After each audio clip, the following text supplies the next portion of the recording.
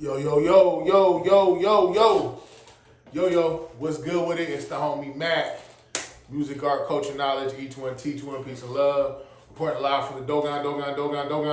Thumbs up, give me the likes, like, share, comment, subscribe. Subscribe to the YouTube channel 82 Kings. Tap in. So yeah, I will this is part two, three books that have helped me grow. Yeah, so y'all know how this goes. We did it the first time, this is the second time. This is gonna be an ongoing thing that I do over here at 82 Kings YouTube channel. The first book is The Devil You Know by Charles M. Blow. Basically what I got from this book is, and this is not an idea or a notion that I had never felt or thought about, but in this book, I was reminded of the fact that collectively, black people, we need to put our dollars together. We need to put our resources together. We need to essentially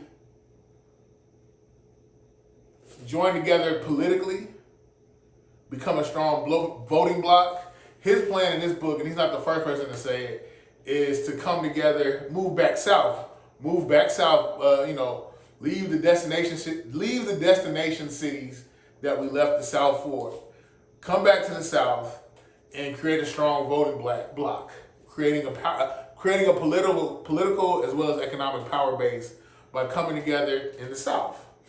I think it could work. I think it makes sense. There's a lot of land here, a lot of natural resources here in the South. I'm in Atlanta.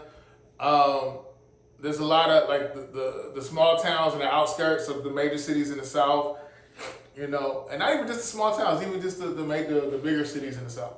Like there's land here, there's resources here that we could come together as a collective, put our money together, put our money, our dollars,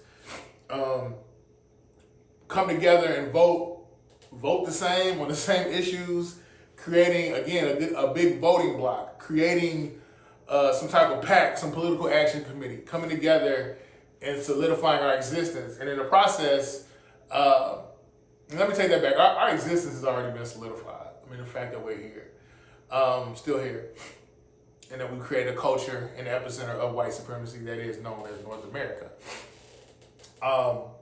But I think, unfortunately, what's going to get in the way of that are identity politics. It's not, black is not flatness. The whole concept of flat blackness it's pretty much, I don't want to say it, it's a dated concept, because now you have, you're black and you're LGBTQ, or you're black and you got some money, so you're more black elitist possibly, or black bourgeoisie, and you don't want to be around broke people, broke people that look like you.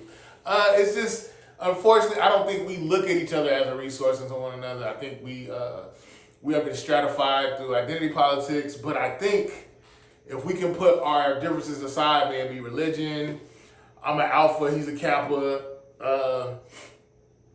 whatever subcultures that we create, if we can put those biases aside and come together as a fist, like what did Booker T. Washington say? We can be as separate as five fingers on all things social, but united as a fist on all things that move toward forward collective progress. I think black people, we need to adopt that, even though he spoke that in the context of greater society and race and different colors and creeds and all that. I'm saying that I apply that rationale to black people because I think we're more stratified now than ever. Let me see. I actually lost this book and had to buy it again. But let me quote something from this book. We need consolidated state power for the reclamation of memory and the faithful telling of history, from the initial telling of the tales to the ability to influence or even control the textbooks from which our children are taught. Textbooks that still do not fully incorporate black history, black humanity, and black achievement. We need a space in which black narrative can exist and must exist outside its relationships to anti-black white supremacy. that the black story must be much more than slavery, oppression, and poverty. It must be so much bigger than part of our literature white America chooses to reward. Stories wrapped around racism, stories of struggling for self-acceptance and societal acceptance in a white world, riven with that racism. We must have a space in which we can break free from the stories in cinema the white America chooses to celebrate, the junkies, the lawless, the brutal thugs, the abusive mother. So yeah, he's pretty much saying, come together, create our own narrative, economically, socially, politically. In essence, we have to give politicians a financial incentive to serve us. Because at the end of the day, they say politics is not a gift, it's an exchange. Well, what are we giving in exchange for? What are we, in essence, what are we offering these politicians? In exchange for our vote. What incentive are we giving them to serve us? But yeah, self-determination is the modus operandi of this book. Black people coming together, consolidation, again, solidifying our own narrative, being self-determined, self-sufficient. So yeah, The Devil You Know, a Black Power Manifesto by Charles M. Blow. So yeah, main thing, let's black people, let's cut through these identity politics and these subcultures and come together. If you know, you know. Next book, Revolutionary Suicide by Dr. Huey P. Newton.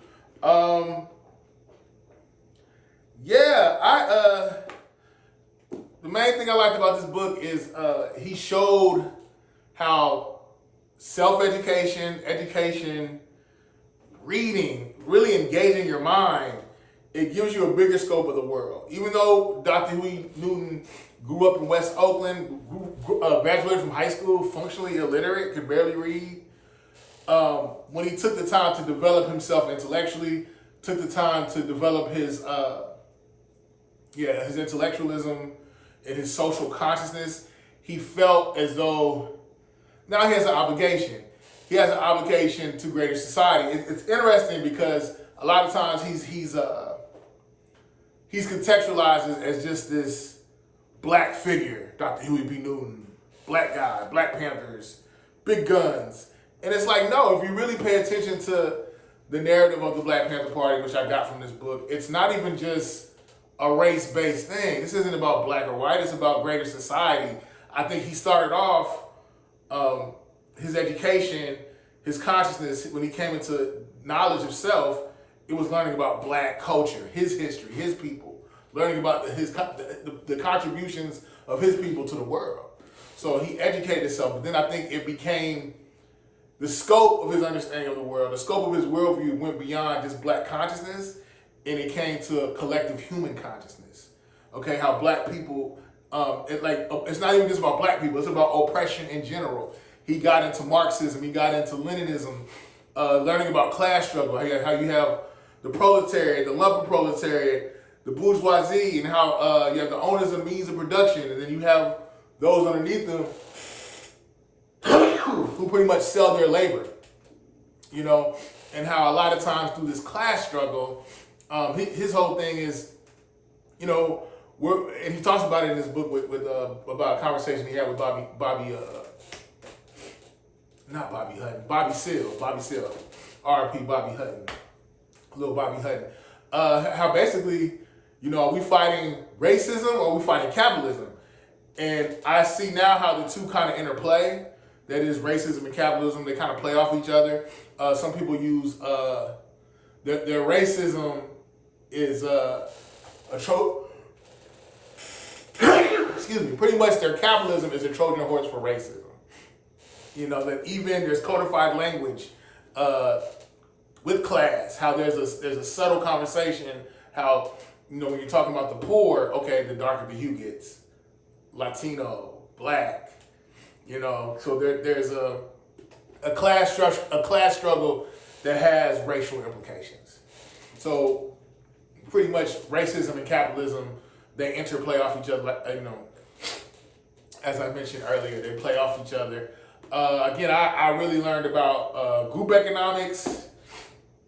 I learned about what it means to be self-determined, creating your own narrative, being self-sufficient, controlling where the dollars go in your neighborhood, developing that political awareness. That's really what I got from this book. I remember after I read this book, there was this gas station I would go to, and I didn't like the way there were some Arabs that owned it, and I didn't like the way they were treating black people. And I thought about this book. I don't want to how they were talking about in this book. He talks about dollars going into your community becoming self-sustained. And I'm thinking I don't want to give my money to these people who don't live here, don't care about us. He basically got me to see like the hood is a colony. What do we really own? Where are our dollars going? So yeah, through this book, I really started to look at the world as this economic matrix, and how classism comes into play, and how racism comes into play, and the overall functionality of oppression. It's haves and the have-nots. Yeah, so Revolutionary Suicide by Dr. Huey P. Newton, great read. Thumbs up, give me the likes, thumbs up, give me the likes. Tap in, check this book out. And what, my third book.